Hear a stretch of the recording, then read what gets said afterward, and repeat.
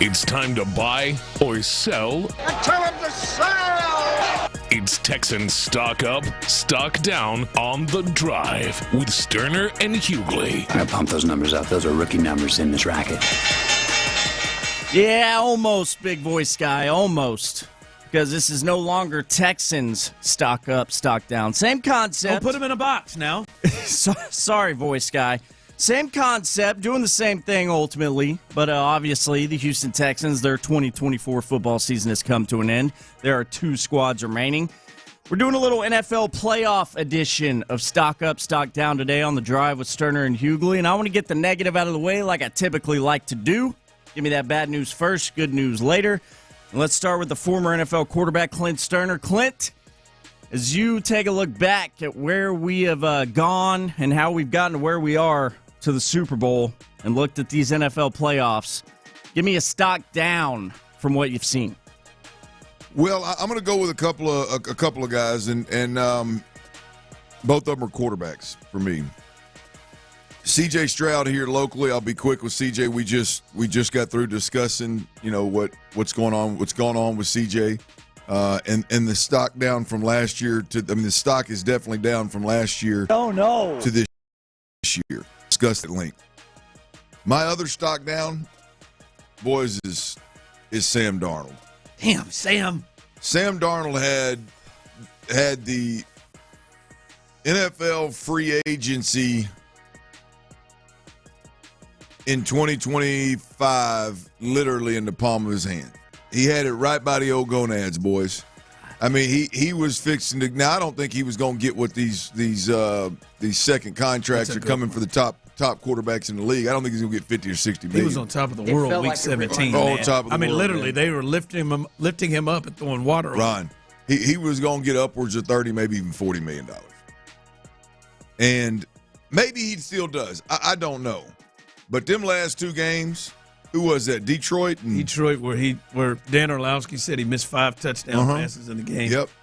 And who was the next one? And then the Rams he got sacked out 9 times. And won a fumble recovery for a touchdown, threw a pick in that game. Yep. Those 2 games. I'm going to be shocked to see how much money that actually cost Sam Darnold. That's a tough one. It is a really, really tough one. I mean, you can argue that Minnesota probably should have given him the money for a couple of years and let JJ just develop a little bit. You got to think about that now. The way they were winning, right? The way they were winning, you could argue like you're crazy if you let Sam Darnold get out of the building. I mean, it's not like just the 2 biggest games of the season he lost. I mean, They were the things that scared you to death about bringing in Sam. Like what you saw. He held the ball for nearly 5 seconds on all of those sacks. And you could to think about it too, guys. It couldn't have ended any worse. Literally, both games, they weren't just poor performances and bad losses. One of them cost them the bye week in the playoffs. Yeah, the number 1 seed in the bye week, and the next one sent them home. End of the season. Yeah. I mean so Sam Darnold for me, man, stock down. I don't know if there's anybody, at least guys that were in the playoffs that the stock is more down on. And they were on Sunday Night Football, the last game of the regular season, the last one you watched. Come on, and Monday Night Football, the last game of the wild card weekend. That stings. So the old quarterback, Dirty Red, Clint Stoerner, goes with a quarterback, Sam Darnold, and C.J. Stroud, of course, who we've talked at length about. His game kind of taking a step back this year. Stock up, stock down. We're on the show, Hughley. Flipping over to your side of the table, as you have observed these NFL playoffs, give me a stock down. My stock down to this point is to the national media. The national media who have decided, and not all of them, but some, who have decided to act like fans or internet trollers and have created even more and jump-started even more of this narrative that the refs are out to help the Chiefs. I just got the red carpet. We're wanting to get into a controversy. The Mad Dog Russo goes on his. Evidence is there wrong. Okay. The evidence. Again, evidence is not there that the referees are out there cheating for the Chiefs are coming out and coming as a game plan to cheat for the Chiefs, which is like Mad Dog Russo's coming on First Take every single week, banging this out. Just the amount of national media people have taken this to a whole nother level. And I would say to many of you, you understand this.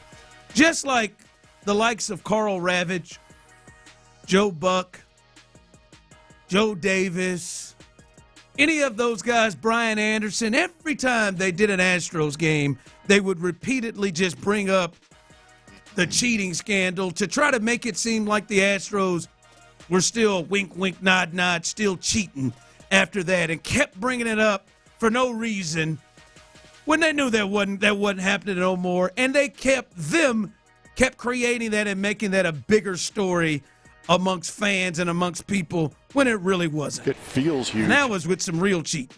So to me, the people there that have and now some of them are trying to walk it back. Hey, this week, don't talk. The Bills just lost. No, so don't talk about Mark Slurth. No, the Bills just lost. Don't talk about the refs now. No, you got to be ashamed of yourself pushing this narrative up of they're cheating on purpose. Stock down to the national. To some of you, many of you know who you are. So damn shame. We should be talking about the greatness and Philly trying to knock down a team that's going for a three-peat instead. We're up here talking about Sean Hockley and the other referees out there. Up here, what crew is coming? Oh, that back judge has thrown 3 personal fouls against the Chiefs over the last 3 years. Yeah. Ridiculous. I mean, all right. That's Ron the Show Hughley's stock down for these NFL playoffs. I mean, if you ask me, though, agree to disagree. I think that would almost be a bull market. I would buy in the refs, making sure Mahomes and the Chiefs are taken care of. It's like it was ridiculous for them to keep bringing up those trash cans, and years later, they know that wasn't happening. Just making it a bigger story and creating a narrative. The Astros admitted to all that, though. The Chiefs don't want this to get out. I think you're right. It was real cheating. It was not compared to around the whole Major League Baseball. Yeah, everybody was doing that. All right, damn shame. All right, I'm done. So let's get the positivity. Let's get some good feels going for Ron the Show Hughley. If you're just tuned in, this is Stock Up, Stock Down on the Drive with Stoerner and Hughley. Do it every hump day around this time. Ron, stock up as you've watched these NFL playoffs this year. Stock up for NFL playoffs, Saquon Barkley. And not just Saquon Barkley, but the running back now in the NFL. Saquon. The shift, and Joe Mixon's a part of that. Obviously, Derrick Henry, but Saquon has been the best. And his game has also even been raised up a notch from what it was during the regular season when he came close to breaking the record set by Eric Dickerson. Saquon Barkley has been special. He has been the big play of their offense. And now I do think with his performance and even his performance on the biggest stage, I think it's going to help running back. The feel of how running backs are. It was thought to be just a position where it was meaningless and not when you played as you played with Emmett, and that was like Emmett was more important at times, it felt like, than Troy Aikman. And it feels like the running back is getting his due again, and I think Saquon Barkley and his his performance in the playoffs is a catalyst. I agree wholeheartedly, Ron, and I love the fact that he got out of New York and made it happen. I mean, the dysfunctional organization has killed many a career, and Saquon Barkley is luckily out, and all of us just football fans get a chance to see it. And you're right, man. It is going to be hard after what he and Derrick Henry did, and you can argue even Joe Mixon. That's what I said. Joe Mixon's a part of that. I mean, what those guys did with this year's free agency for running backs, and the conversations that were being had around the running back position from a negative perspective, boy, you can argue this was a monster year, and the headliner was definitely Saquon Barkley. The arrow's pointed up. Yeah, it's hard to argue with that one. All right, flipping over to you, Clint. As you've been viewing the NFL playoffs this year, who around the league are you buying stock in? Stock up for you, Clint. I'm gonna go with Xavier Worthy. I am really fascinated with how Andy Reid uses Xavier Worthy. The way that it just seems like every pre-snap shift and every pre-snap motion, every bit of those details is in one a touch. I mean, everybody else kind of gets it within rhythm. They get the football within the scheme. There's not a whole lot of moving Travis Kelce around to get mismatches. There's not a he is just the one that it's fascinating to watch him and Andy work together. And I heard Andy on Pat McAfee today talking about how he had Deshaun Jackson when he was in Philly and been able to use him with his speed. And he loves those guys. Yeah, he loves man. Those little shifty guys. Yeah, and it's just I think it's a great story. Last week they were highlighting the fact that the Buffalo Bills actually traded out of that spot, traded down, and took what's the kid's name? Zero in Buffalo. What's the kid's name? Coleman. Yes, Keon Coleman.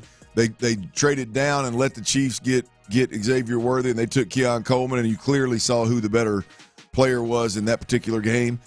So I would just say Xavier Worthy right now. Obviously, playing on a team where all eyes are on you, you're going to get all the credit when you play well, and he's been playing well. I just think he is a unique weapon for Andy, man.